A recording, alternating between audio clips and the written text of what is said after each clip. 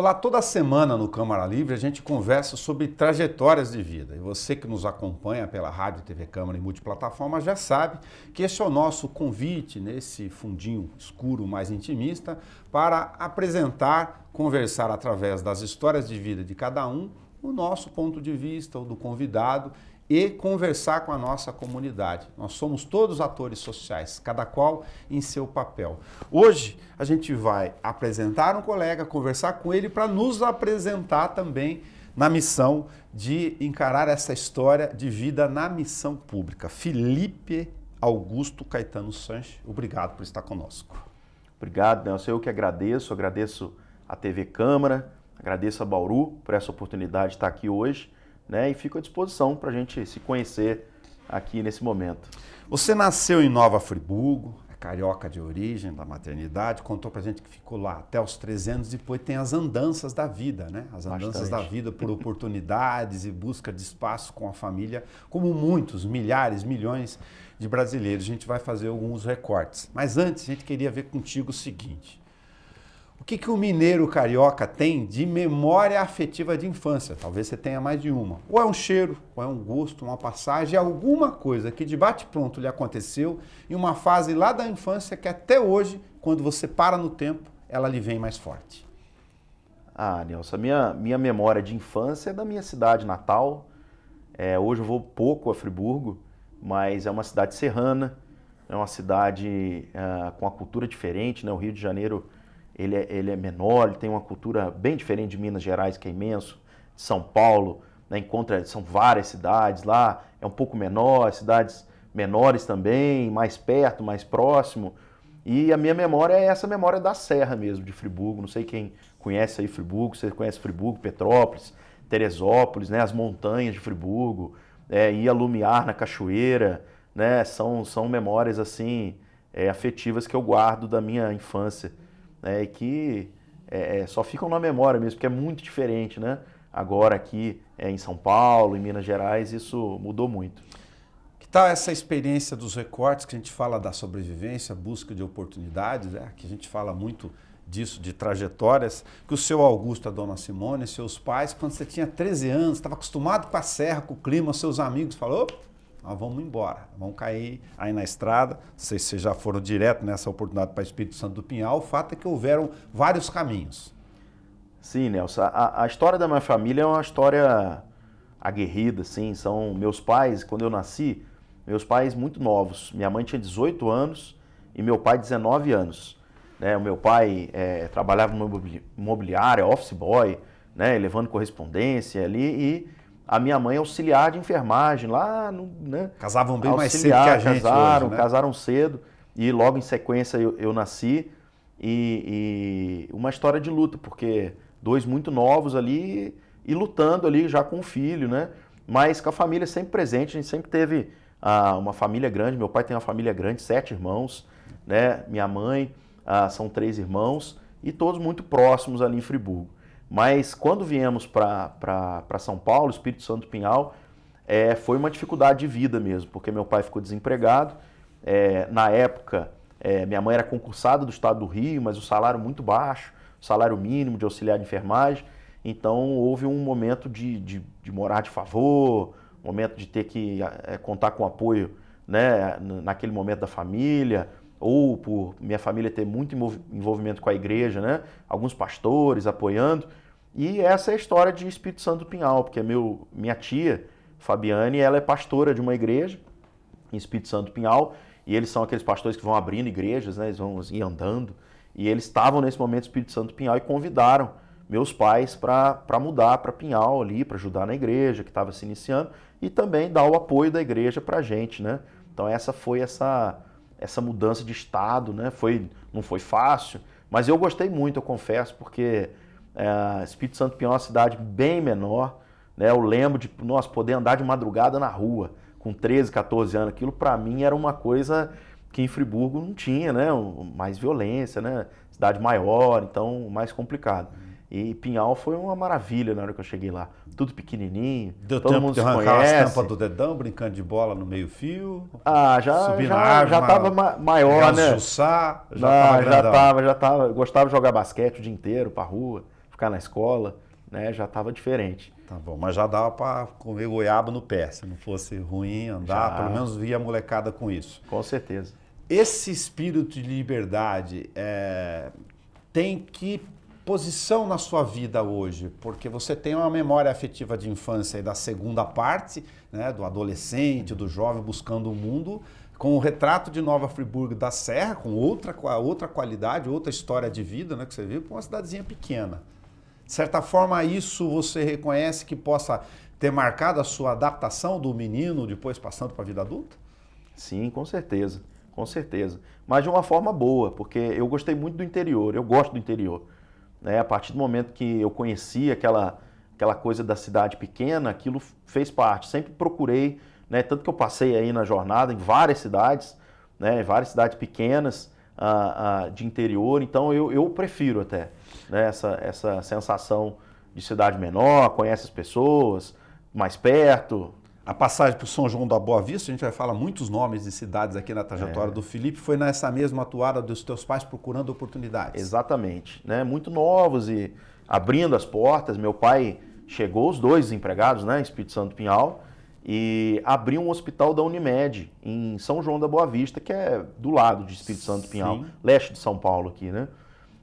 E ali minha mãe foi a primeira funcionária do hospital, auxiliar de enfermagem ali no hospital da Unimed, e meu pai conseguiu um emprego de porteiro noturno na época, né? Passava a noite na Santa Casa do Espírito Santo Pinhal, e ali começou a desenvolver, né, essa coisa meu pai trabalhando no hospital, minha mãe também, e fomos para São João da Boa Vista porque seria mais fácil meu pai, né, ir todo dia para Espírito Santo do Pinhal trabalhar, e a gente passou a morar em São João, cidade um pouquinho maior, né, do que Espírito Santo do Pinhal, já uns 80 mil habitantes, ali já uma estrutura um pouquinho melhor também, né, e passamos a morar ali, estudar. Felipe, você bem sabe que quando a gente chega lá dos 17 anos, escolher carreira, né, fazer a faculdade, às vezes influência do pai, do que está ao redor, várias experiências e tal, e nem sempre a gente bate na porta da inscrição daquilo que a gente acha que é o ideal. Você está procurador jurídico aqui, a gente está apresentando o Felipe também, que acaba, né, parabéns, de ingressar no concurso público de procurador jurídico numa cidade de 400 mil habitantes, tendo uma experiência no setor público, a gente vai recortar alguns passos dela. Mas e lá aos 17? Você já foi direto em direito ou bateu cabeça, como a gente diz antes? Eu queria ser pastor, Nelson. Não sei se você vai acreditar. Que legal. Queria, porque a minha família, ela vive dentro da igreja evangélica. São duas grandes áreas assim na minha vida, a música e a questão da igreja, que estão relacionadas. Desde sempre. Eu toco na igreja desde os 10 anos de idade. Eu ficava tocando meu violão sem estar ligado ali no palco, né, atrás dos músicos, tentando acompanhá-los. Na raça ali. Na raça, até conseguir ligar. Então, assim, com 12 anos eu já tocava na igreja. Tocava contrabaixo, guitarra, violão, sempre os instrumentos de corda, né? Tá. Meu professor de violão era da igreja também, músico, lá em Nova Friburgo. E quando mudei para Pinhal também, minha tia é pastora e formada em coral, em canto, né? Então, o pessoal fazia aqui seminários, né, da Assembleia de Deus, ela é uma dessas, e meu tio pastor, e ela, essa questão da música. Então foi um aprendizado ali com ela, sensacional. E naquela época, eu tinha 14 anos, 15 anos, tinha um irmão da igreja, um engenheiro mais abonado, que me viu tocar, eu muito novo, e ele falou, nossa, você tem talento, eu vou pagar uma escola de música para você. E aí ele me abençoou nessa... Então fiquei ali 2, 3 anos estudando música, com aí professores, né? Aprender a ler, aquelas coisas todas. Então foi muito importante essa fase. O que você está contando é que na cabeça do jovem Felipe, o negócio do despertar das vocações, tem a história de ser pastor na tua cabeça ou da música, se tivesse sido o meu grande sonho era ser pastor. Nossa, em São João da Boa Vista eu fui líder de jovem, então eu tinha 16, 17 anos, tinha 200 jovens que a gente cuidava, fazia acampamento de carnaval, fazia evento, pregava, ficava a noite inteira na igreja orando, aquela Como coisa. Eles chamam lá, ministro, diácono, os caminhos para poder... Não, ali era líder de jovens, né? Ainda estava muito novo, mas já cuidando ali daquele movimento todo, e aquilo para mim era sensacional, gostava demais, e daquela coisa de evangelizar, de ir nas escolas. A gente tinha uma banda de soul, e a gente fazia um funk, uns negócios, ia nas escolas, e tocar na hora do intervalo. Então sempre foi um sonho assim. Mas o direito, ele vem também da igreja. Porque lá atrás, esse movimento da igreja evangélica começar a participar da política, eu peguei esse movimento na raiz. Ah, que legal. E a Sara Nossa Terra, o bispo Robson Rodovalho, que é de Brasília, ele estava nesse movimento, tanto que ele foi deputado federal, né? Teve esse movimento da igreja começar. E as pregações eram, olha, jovem, você tem que entrar para a política, olha, você tem que pensar nisso para mudar o Brasil. Então eu peguei essa raiz aí lá atrás, e num movimento desse, eu queria fazer engenharia elétrica para poder ficar dentro da igreja mexendo com o som o resto da vida. Então eu queria ficar na igreja. E aí nesse movimento eu optei pelo direito. Tá, mas por isso que entrou aqui então a maluquice, no sentido positivo do tempo, de, pô, vou fazer engenharia elétrica. Eu queria fazer engenharia. Do som. E eu queria na Unicamp, porque que é uma história interessante da minha família, que lá em Friburgo, minha mãe com seus 20 anos já começou, não, meu filho vai estudar na Unicamp. Não sabia nem onde era Campinas, né? Então sempre teve essa coisa da Unicamp na minha família. Tanto que hoje meu irmão faz residência na Unicamp. Opa. Ele conseguiu levar a família lá, marcando, tá lá. Mas o seu irmão toca alguma coisa? Meu irmão toca piano, teclado, essa parte aí. Toca violão, ele toca de ouvido. Me diz uma coisa, tem a igreja, a questão da religião, o ambiente, né, produzindo essa questão cultural que desperta veias, mas quem da tua família lá na árvore genealógica toca alguma coisa? Porque tem que ter alguém lá. Sim. O músico de raiz é o meu avô, né? China, João Luiz Caetano, músico e político. Músico e político? Músico e político. Ele era ali na comunidade nossa, né, Duas Pedras, lá em Nova Friburgo, uma comunidade pobre, com morro, né? Aquelas coisas que aqui não vê muito, né? Muito plano. Interior de São Paulo é difícil, aquela realidade do Rio é bem diferente. Aquelas casas penduradas, aquela coisa.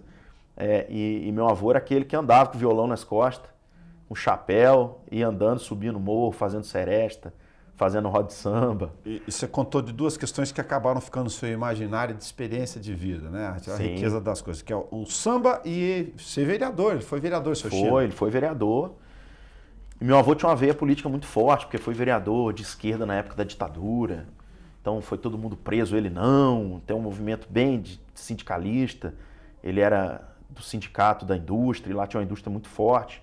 A indústria de tecido, até hoje. Friburgo é a capital da lingerie.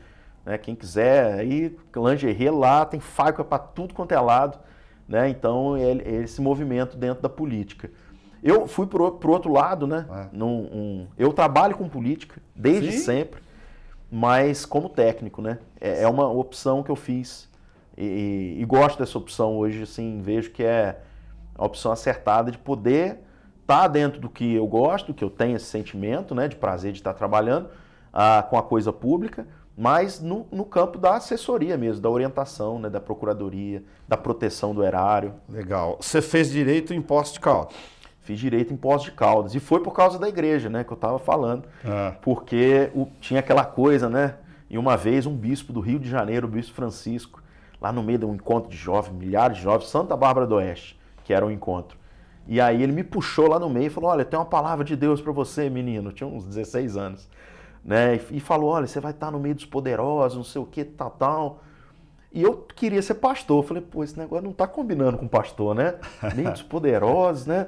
Parece que eu vou ter que sair desse quadrado da igreja para poder ampliar. E aí eu decidi fazer o direito. Tá. E ali a gente estava em São João da Boa Vista, na Unicamp não tem direito, deixa eu me justificar. Na Unicamp não tem direito, e eu falei, vou estudar na região, e fui fazer a PUC. Tem um campus da PUC Minas, em Poços de Caldas. Então, o teu horizonte depois fazendo direito, que é para quem, enfim, como toda profissão, é encantador, né? Quando você abre as possibilidades no meio do caminho. Você poderia ir só para o direito tributário, que você dá aula depois, você poderia ir lá mexer com o mundo dos contadores, mas o ambiente público acabou percorrendo vários passos recentes da sua carreira. Eu fui fazer direito, eu era um pouquinho mais velho já do pessoal, tinha 20, 21, o pessoal 17, 18, né? O pessoal entrando na faculdade. E ali eu já tinha uma visão muito clara, até porque essa situação de vida da minha família, de ter que trabalhar, ter que, né, conquistar, ter que abrir espaço, gente de fora. Então eu já entrei na faculdade com essa sensação. Ele falou, olha, preciso Na época eu era entregador de tinta de uma loja. Eita. E falei, nossa, eu preciso arrumar um estágio, eu preciso dar um jeito, né? E sempre fui muito bom aluno, então com um contato muito próximo dos professores. E a partir do 5º período da faculdade, metade da faculdade, eu já fui fazer estágio com um professor e em sequência um professor me adotou, de verdade. O curso era à noite aqui? O curso era noturno. Trabalhar de dia para ganhar Trabalhava um troco? de dia em São João da Boa Vista, entregando tinta, fazendo cobrança. Trabalhei em rádio, fiz tudo que você imaginar. Trabalhou em rádio? Muito envolvido com a igreja, né? O dono da loja era da igreja, essa coisa toda, sempre envolvido com a igreja ali em São João. Tá. Mas o rádio lá com o operador? O rádio foi lá com falar os programa, trem também? A igreja tinha um programa na rádio. Eita. E aí eu que fazia seleção musical, ia lá fazia as chamadas, né? Porque eu estava no meio da juventude, né? Lá dos evangélicos, então tinha todo esse movimento, fazia festa. Uns recortes aqui para a gente poder conversar um pouco de tema, que ele andança, cigando no sentido positivo da palavra de procurar oportunidade. O que você tem machado com a tua vida, Minas Gerais? Esse professor, no 7º período da faculdade, o professor Fabiano Melo, ele me adotou e falou, foi um dia que eu perdi o estágio, eu estava chorando na cantina, e ele me viu lá e ele falou assim, o que aconteceu, Felipe? Deu muito próximo sempre dos professores, né, bom aluno, aquela coisa toda, e ele falou, eu perdi o estágio, professor, não sei nem como é que eu vou pagar o aluguel. Morava numa república com 2 bombeiros.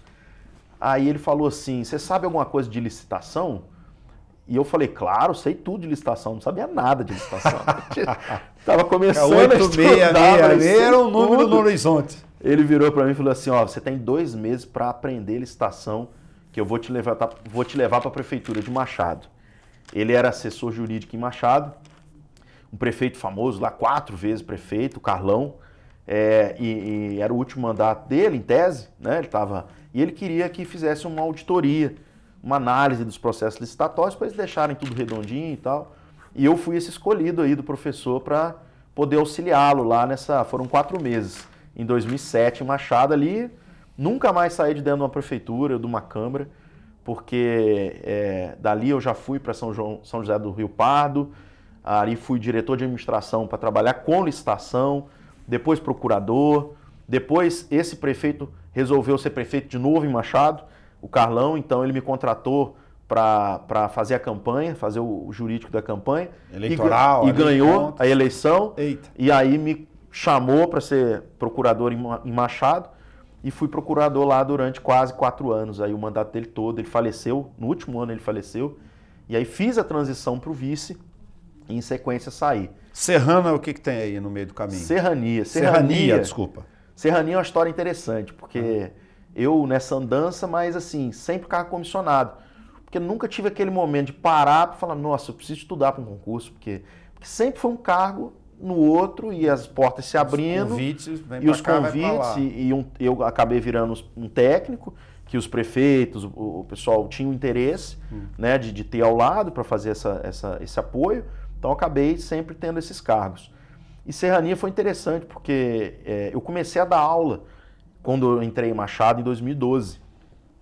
E eu queria muito dar aula, essa coisa de falar, né? Essa coisa de eu queria ser pastor, né? Então falei, nossa, agora eu quero ser professor.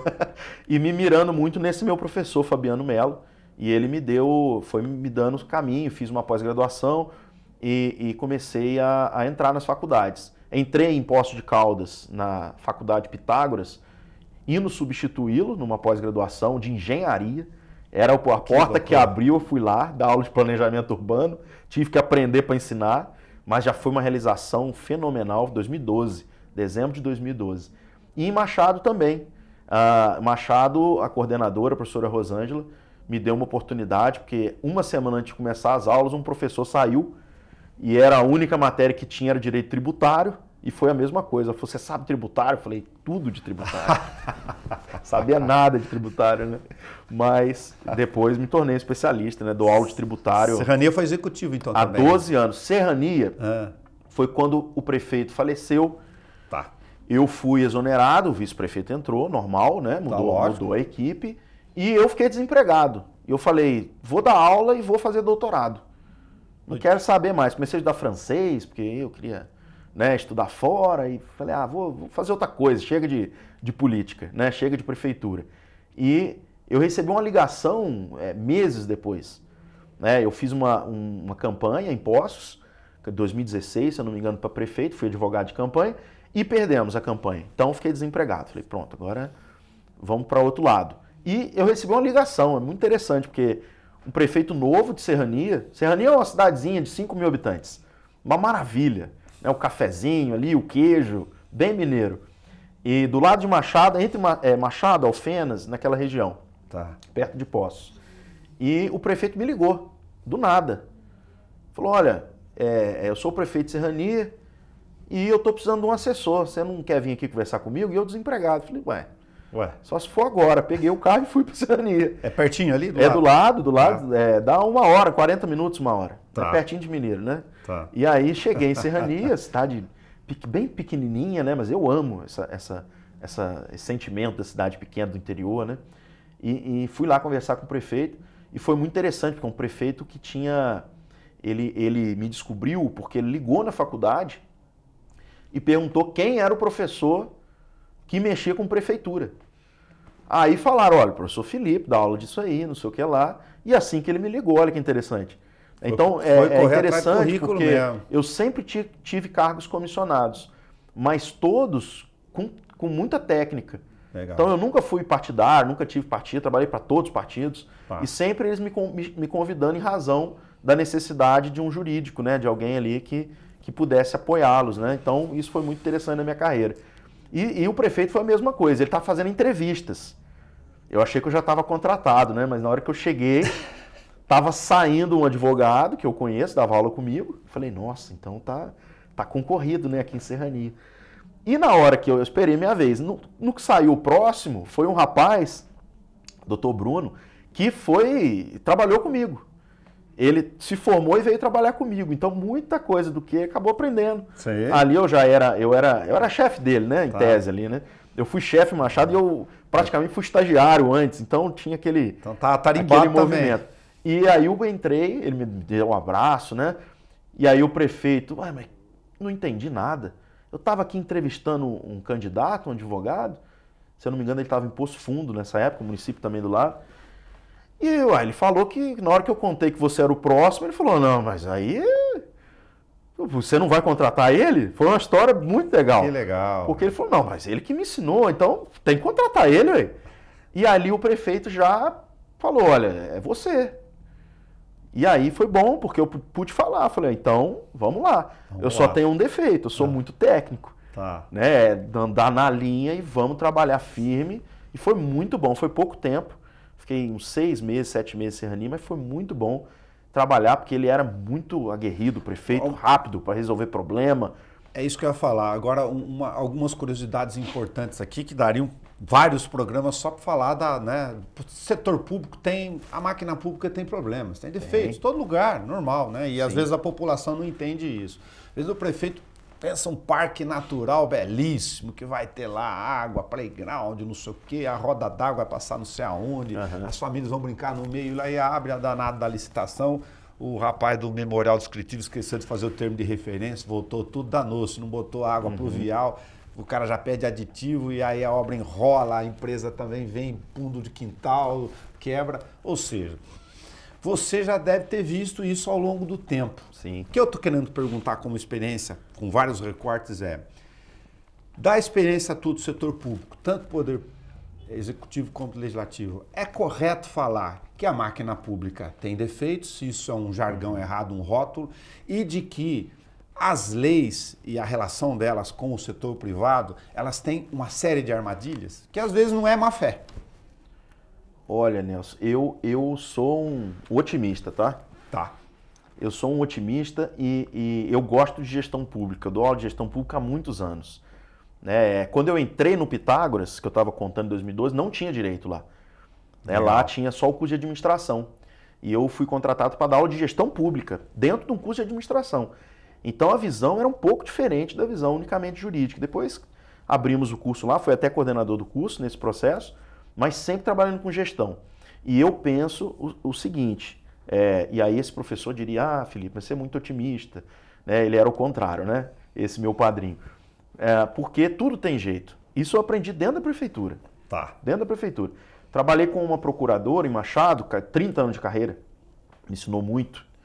Mas a lição sim, que eu não esqueço dela na hora que dava aquele problemão dentro da prefeitura, parecia que o prédio ia cair, e eu com 25 anos, ela falava para mim, Felipe, fica tranquilo, se não tem solução é porque já está solucionado.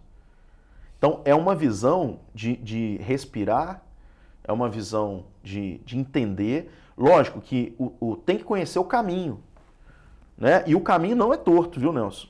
Eu trabalho desde 2007, quantos anos dá isso? Nem sei.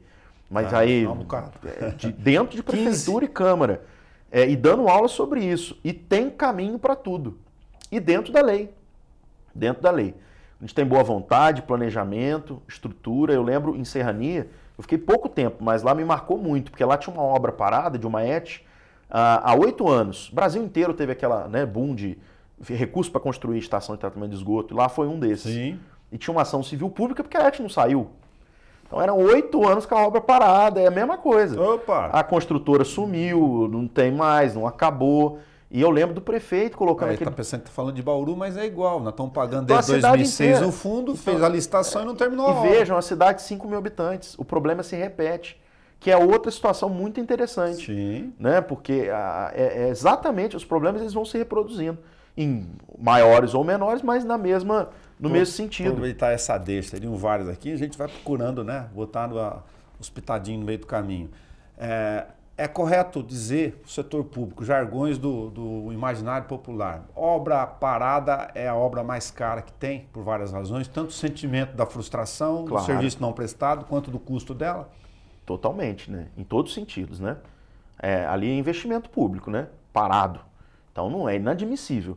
Em uma obra parada tem um reflexo para todos os lados, né? Aquela obra tinha uma finalidade pública que ela não está atendendo, né? Então, mas tem solução. Tem solução. E só para concluir essa obra, em 6 meses que eu fiquei lá, entregou a obra. Então, não é porque eu sei mais, eu fiz milagre, não. Uai, não pode, o processo estava parado? Rescinde o contrato, faz nova licitação, faz novo memorial e toca para frente e entrega esse negócio. Não pode, né? Então, aí é uma questão técnica, né? De sentar com os especialistas e resolver as saídas, né? E tem saída. Eu discordo absolutamente de que a administração pública é ineficiente, a administração pública é muito burocrático, é amarrado, né? Tudo dá para dentro da legalidade, porque as leis já têm esses canais, né? Para resolver problemas. Legal. Um outro recorte aqui, vão vindo várias na minha cabeça. Aproveitar a questão da gestão pública e falar um pouco, o João está acompanhando a gente aqui, não vamos falar para ele, o João tá da Unesp de jornalismo. Você é da geração que, saindo dos anos 90, que os jovens aqui de 2024, novo século, né, parece ontem, talvez não saibam, mas vou pegar um exemplo. Se já lhe aconteceu, de uma dessas cidades aqui, por alguma razão, o prefeito chega lá e fala, eu quero contratar o Benito de Paula. Já estou contando que ele gosta do Benito de Paula. Aí fala, opa, beleza. Só que ele fala, não, mas eu quero chamar lá o sambista da esquina. Aí Vinto falou, não, olha, o prefeito falou, escuta, eu não sei o que se escreveu aqui, notória especialidade, sim, artigo 24 da lei, que já foi-se embora, a 8666, e aí o cara vira para você e fala, pô, que trem é esse? Sim, claro. Ou seja, eu estou comentando aqui sobre essa ideia de, num Brasil gigantesco, de milhares de municípios, sim, Minas tem mais de 800, de ir lá, o prefeito que não tem obrigação de saber tudo, tem que ir lá botar o artigo 24 da antiga lei, agora é outra realidade, na frente dele para ele saber, ó, o Benito de Paula dá, agora o sambista da esquina não. Nelson, eu fui muito abençoado, acho que essa palavra desse bispo lá do Rio de Janeiro, né, com as autoridades que eu trabalhei. Até por essa seleção. Eu não sou daqui, não era de lá também, sou lá de Nova Friburgo. Então, para o prefeito ou o presidente da Câmara, alguém que me colocou na equipe, era porque sabia e queria alguém técnico. Então, eu nunca tive problema, Nelson. Pode parecer mentira, né? Eu estou falando simbologia que lógica do direito e do dever de falar não. Sim, nunca tive essa dificuldade. Passei por várias, já fui exonerado, claro, por situações assim, mas a técnica, isso eu aprendi, isso é do meu padrinho, a técnica é isso, né? Tem que fazer assim, é assim. Se não é assim, não dá para fazer. Então nunca tive grande dificuldade, tanto que passei por todos esses lugares, né? E não tenho aqui nenhuma, não lembro de nenhuma, algo ficou para trás, aí algum problema, né? Surgem, claro, porque as irregularidades elas muito, muito detalhe, né? Mas nada de má fé, nada de desvio, então vejo que todos deu certo em todos os lugares. Você estuda muito nesta fase aqui, ainda é jovem, né, Sim. se me permite, é professor universitário chamado controle de constitucionalidade. Se pudesse pegar um outro tema, dava um outro programa só sobre isso. Sim. O que você pensa sobre o que a gente fala aqui no meio de sistemas de freios e contrapesos? Como eu acabei me especializando em Direito Constitucional, fiz meu mestrado em Direito Constitucional e há 6 anos eu trabalhei na Câmara Municipal de Poços de Caldas. Então, e a minha função era justamente essa, analisar como andavam as leis. E eu fui convidado para entrar e lá também foi outro cargo comissionado interessante, porque eu contrataram uma faculdade que eu lecionava para dar o curso dos vereadores, de regimento, de como fazer projeto no início do mandato, e eles precisaram de um assessor e me contrataram. Os 15 vereadores eles chegaram numa unanimidade, vamos contratar o professor, porque aí, né, não tem vínculo político nada e fica técnico. Então ali eu pude trabalhar nessa ideia de controle. Não é fácil, porque freios e contrapesos, o que é isso, né? O pessoal que está aí às vezes não entendi nada, né? O que é controle de constitucionalidade, né? No Brasil nós temos poderes, né? E aqui para nós, né, no município, poder executivo, poder legislativo, né? Prefeito, os vereadores, né? Isso funciona, isso existe, porque a Constituição falou, e lá os franceses, né, lá atrás, né, o pessoal da modernidade, no século XVIII, XVII, falaram, olha, precisa ter uma separação de poderes, porque um precisa ali estar controlando o outro. Né? Então, se o prefeito faz um projeto de lei, a Câmara tem que verificar se ele está correto. Né? Se a Câmara faz um projeto de lei, o prefeito pode vetar, porque aquele projeto de lei estava errado. Né? E esse sistema, ele é um sistema que é feito para ter essa independência, mas também essa harmonia, né? Porque no fim das contas, Nelson, o que todo mundo quer é o bem público, é o interesse público e é que a coisa funcione, né? E que se cumpram as regras do jogo. E é isso que é controle de constitucionalidade. Ó, vai fazer a lei, vai fazer a medida, vai fazer o gasto, vai fazer o processo? Tem que ser de acordo com o que a Constituição manda, até porque a Constituição é a vontade do povo, né? É a vontade ali para andar na linha. Então, esse é o controle de constitucionalidade, importantíssimo. Vou para outro universo por causa dos recortes e já volto já. A igreja, a música, as cordas, o violão, como entrou o cavaquinho no meio da história aí? Bem, o samba é o samba, né? Tá. Então o samba sempre foi uma paixão. Mas faltou alguém na cozinha e você teve que pensar, faltam 4 cordas? Quando cheguei não, né? Isso aí foi bem depois, em Poços de Caldas, já estava trabalhando, já faz faz uns 8 anos isso. Passei na rua e ouvi um grupo de samba tocando, chama Samba do Vô. Tem aí no YouTube alguns vídeos, Samba do Vô. Boa. E eram senhores, assim, sabe? Tanto que o mestre Silvinho, o mestre de bateria da Vivaldi, que é uma escola de samba de Poços, estudou na Mangueira, tem um diploma do Jamelão. Eita. Então, assim, é samba, até arrepiou aqui agora. É samba raiz, né? O Galo lá no saxofone, né? O Johnny no violão 7 cordas. E é coisa linda, aquele redondo tocando ali em Poços de Caldas. E eu entrei no lugar, né? E percebi que não tinha cavaquinho na banda, né? Eu falei, puxa vida, como é que pode um grupo de samba desse nível, né, sem cavaquinho? E aí eu tive que aprender na marra o cavaquinho e tive aí a felicidade de entrar no grupo, ficar alguns anos com eles, depois sair em razão do mestrado, claro, né, das questões profissionais, porque eles tinham muito samba para tocar e eu não dei conta do tempo, mas foi uma fase maravilhosa. Inclusive, casei com a sobrinha do mestre Silvinho, né? Que a gente se conheceu na roda de samba também. Isso que eu ia te perguntar, onde você conheceu a Samanta? Foi numa roda de samba, num botequim, daqueles bem pé sujo, que encosta o braço no balcão, gruda. Tinha uma roda de samba, o Silvinho foi abrir um bar no Country Club, lá em Poços de Caldas, bem ali da comunidade, né? E me chamou para tocar na abertura do bar dele. E fizemos uma roda de samba ali maravilhosa, com Noel Rosa, com Cartola, aquela coisa do samba antigo. A rua lotou de gente e tinha uma loura maravilhosa atrás do balcão, que eu não sei o que aconteceu, que ela foi parar lá, né? E ela estava lá servindo a gente. E aí ela me serviu uma cachaçinha daquela amarelinha de Minas, na roda de samba, e já faz 6 anos já que nós estamos juntos. Que bom, depois deu para cantar Bota mel em minha boca. Com certeza, Almig Neto. Almig Neto? Com certeza. Que legal. Zequete vale no seu repertório? São os dois citados aí, né? Almig Neto e Zequete são, para mim, 2 grandes sambistas que não podem ser esquecidos. Lógico que temos até uns mais tradicionais. Gosto muito de tocar Noel Rosa, acho que é uma melodia maravilhosa, mas o Zequete e o Almig Neto são músicas, como pode fazer uma poesia dessa, né? E eu gosto muito do samba. O samba me lembra um pouco da raiz, né? De ver ali o Rio, daquela forma do morro, aquela coisa do povo.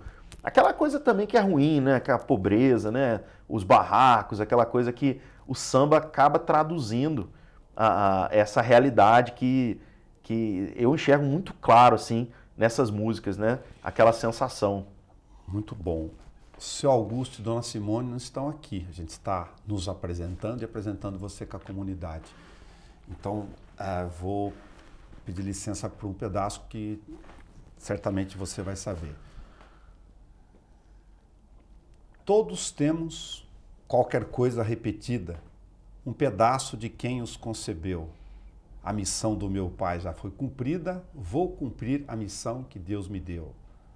Quando eu olho o meu olho além do espelho, tem alguém que me olha e não sou eu. Paulo César Pinheiro, o que você tem do seu Augusto e da Dona Simone? Tem muita coisa, né? Muita coisa. Mais da minha mãe. Assim, lá em casa eu pareço mais com a minha mãe e meu irmão parece mais com meu pai. E a gente é absolutamente diferente, eu com meu irmão. Porque eu sou sanguíneo, né? Espontâneo, gosto de música, gosto de estar com muita gente, gosto da sala de aula. Meu irmão mais reservado, né? Mais intimista, fica ali, tem o mundo dele, né? Que é o jeito do meu pai e da minha mãe. Minha mãe é muito expansiva, fala muito, gosta, né? E tal. Eu puxei essa parte dela aí. E o meu pai é um pouco mais calado. Minha terapeuta fala muito que eu preciso parecer mais com meu pai. Então eu tô buscando essa... Porque meu pai é muito mais calmo, fala muito menos, né? Gosta de Mas todos um temos sossego. qualquer coisa repetida, Com um certeza. pedaço de quem os concebeu. Com certeza, com certeza. Já que falei da música, de Almig Neto e Zequete, para um carioca, um pedaço mineiro, quem diz que nem nasce em Itajubá é mineiro carioca ao mesmo tempo, ele está na outra região, inevitável perguntar, e a culinária mineira na tua vida? Eu tô ali grudado em Itajubá também, né? Isso. Foz de Caldas é ali do ladinho. Itajubá é caminho, né? Diz que todo mundo é flamenguista, lá é verdade ou não? Tem bastante flamenguista, bastante flamenguista. Eu sou flamenguista, né? Flamengo é assim, eu sei que os outros times às vezes podem ficar, mas é um time do coração, acho que do brasileiro, né? Lá no fundinho tem um pouquinho no Nordeste nosso, tem muito Flamengo, né? E Minas também, tem muito flamenguista em Minas. E é interessante essa coisa do Flamengo de acabar, em todo lugar que chega tem ali um flamenguista, né? Para recepcionar. Agora, Minas é o paraíso, né? Minas é porque Deus me trouxe para cá, agora eu sou bauruense. Tudo bem. Eu tenho isso na minha vida, né? Já fui, e eu me coloco mesmo nesse papel. Tem um monte de mineiro aqui, descendo Bandeirantes. E o povo daqui gosta de mineiro, né? Eu já percebi sim. que existe uma receptividade assim, muito boa. Agora, legal. Minas é Minas, né?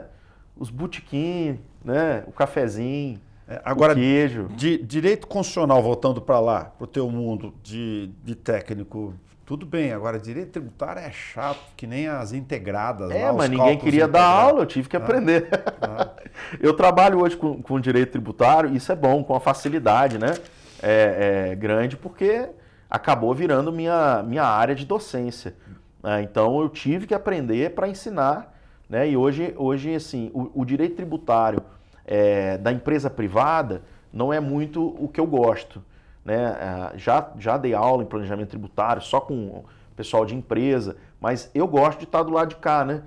De trabalhar com a legislação tributária, de trabalhar com o fato gerador, com a alíquota, como que calcula, como que isso pode ser feito ou não, né? Então, essa minha paixão de trabalhar com a lei, né? Com o projeto de lei. Então isso me ajuda muito, né, nessa profissão aí que eu escolhi. Os atores sociais estão aqui, a gente diz, né? Como técnico da comunicação, você da área jurídica, uma emissora pública como esse, e os atores estão lá, escolhidos pela população. Sim. Aí o cara chega para você e fala, Dr. Felipe, eu não discutir aqui a cobrança, vamos isentar tal lugar para o cara. Ele falou, não, peraí, isso aí, ele não sabe a diferença entre taxa e tarifa. Como é que faz o técnico? Senta com paciência e explica? Aí eu tenho meu lado pastor, com o meu lado, com o meu lado professor, com o lado técnico e o lado mineiro que ajuda demais, que vai com jeitinho, né? Aí o cara vai precisar, puxa, o trem, um é indivisível, o outro tem que medir, aí você tem, senta outro, aqui, doutor, vamos lá. Tá. E assim, devagarinho, as coisas vão se explicando. Legal. Mais um pedacinho do direito. A 8429, a lei de improbidade, dizem alguns operadores do direito que foi o enterro da capacidade de botar gestor público com dolo, que comete crime e tal, que agora tem que passar recibo e escrever ainda. Eu tive a intenção de roubar. Lógico, estou falando dos casos mais graves. A 14133 lhe agrada ou ela ficou com manca? A lei de licitações? A lei de licitações aplicada aqui a nova regra, já estou pegando duas coisas ao mesmo tempo. Saiu da 8.666, eu gostei muito da lei veio para a nova lei. Aí o pessoal fala, então vou pegar o ponto aqui. A nova lei de licitações facilitou, gerou mais Gostei muito, achei que foi uma reforma necessária. Para quem trabalhava com licitação, percebeu que na realidade a lei ela traz uma segurança muito maior, porque a licitação é o processo mais importante da administração pública, porque é ali que vai ter o dinheiro, né? Ali que vai contratar a empresa, ali que vai ter a liquidação daquela despesa, fez a obra direito, não fez, e etc. Né? Seleção dessas empresas, sem direcionamento, né? Com uma isonomia, melhor proposta para a administração. E o que a reforma na lei de licitações fez foi, na minha opinião, estudioso da área, incluir o que a gente precisava de segurança. Então, muita coisa que não tinha na lei, que era jurisprudência, né? Não tinha na lei, era a súmula do TCE de São Paulo, era a súmula do TCU, colocou tudo lá. Então, hoje tem segurança. Então, assim, já está lá como é que é a amostra, né? Como é que não tinha, a gente ficava, e agora, como é que eu vou trabalhar? Né? Já está lá como é que é a carona, não tinha. Né? Então, todo mundo morrendo de medo de fazer, né? E com razão, né? Porque é dinheiro público envolvido. Então, hoje, na minha opinião, né? A lei de licitações veio para auxiliar muito, né? Facilitou muitas situações de inegibilidade, credenciamento, né? Situações em que não há má fé. O administrador está tentando trabalhar, né? E o técnico está tentando dar o caminho seguro. Então a lei, na minha opinião, resolveu essa parte. Legal. Agora pegar a outra, usava a primeira aula lá de improbidade, o link, né? Legalidade, impessoalidade, moralidades que deixaram manco o capítulo do artigo 11 da antiga 8429. Ou seja, para alguns operadores, se a lei de licitações avançou, a outra agora ficou impossível você pegar as essências da improbidade. Nelson, desde o Tribunal Superior, o Superior Tribunal de Justiça vem interpretando a lei de improbidade há algum tempo, bastante tempo, desde 2008, 2007, no sentido de que ímprobo não é sinônimo de irregular. O administrador público sabe disso, da dificuldade, em alguns momentos, de tomar decisões rápidas pela sensação de insegurança. Então, não dá, e eu sou dessa opinião, viu, Nelson? Não sei se discordam. Claro, imagina. De que o político ele não é bandido. Eu tenho essa opinião. Posso estar errado, posso ser um otimista, mas eu parto desse pressuposto, de que ele não está agindo de má fé, ele está agindo de boa fé. Foi eleito, a população escolheu, está ali para trabalhar e resolver os problemas. E justamente esse foi o entendimento do STJ a partir de 2006, 2007. Olha, não dá para todo mundo ser ímprobo porque passou aqui uma dispensa de licitação, era para ser 8 mil, foi 9. Não dá para ser ímprobo porque deu um problema aqui, a publicação não saiu semana que vem. Então, uma coisa é improbidade, outra coisa é irregularidade, é dificuldade técnica. Imagina um municípiozinho lá no interior, que não tem uma assessoria, não tem alguém capacitado, e eu vou taxar aquele prefeito de ímprobo, porque não deu conta de fazer a licitação. Então, nem tanto o céu, nem tanta terra. Não é. E não dá para ser. Tinha exageros. Não dá para ser. Houve uma mudança no Brasil em 2018, com uma lei chamada Lei de Segurança, olha que interessante, na administração. 2018 alterou a LINDB, a Lei de Introdução às Normas do Direito Brasileiro. E lá fala assim, olha, controlador, na hora que você for analisar um processo, você tem que ter cuidado para você ver a condição de quem está administrando. Qual que era a condição dele na hora de decidir? Qual que era o instrumento que ele possuía para resolver aquele problema? Teve má fé ou não teve má fé? E o STJ pacificou. Improbidade é o que tem má fé.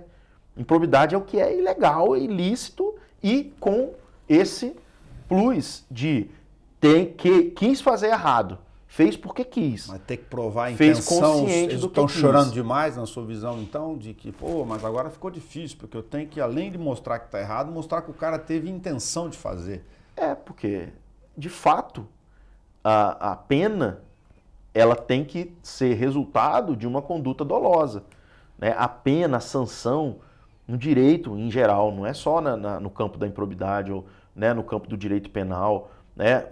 Não dá para ter uma punição, e a doutrina chama isso do direito administrativo de direito administrativo do medo.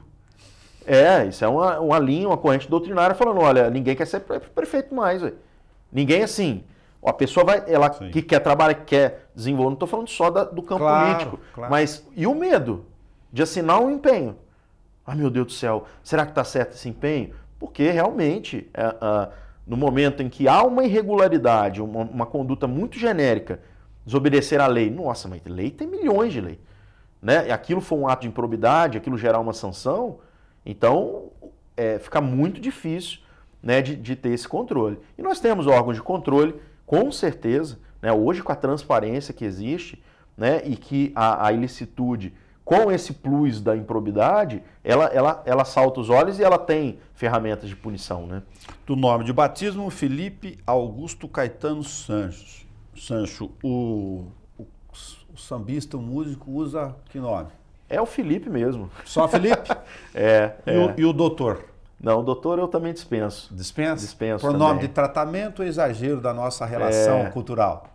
Eu não me importo muito. Lá em Poços era interessante que eles chamavam o outro... Lá eram dois advogados, um se chamava de doutor e o outro de Felipe mesmo.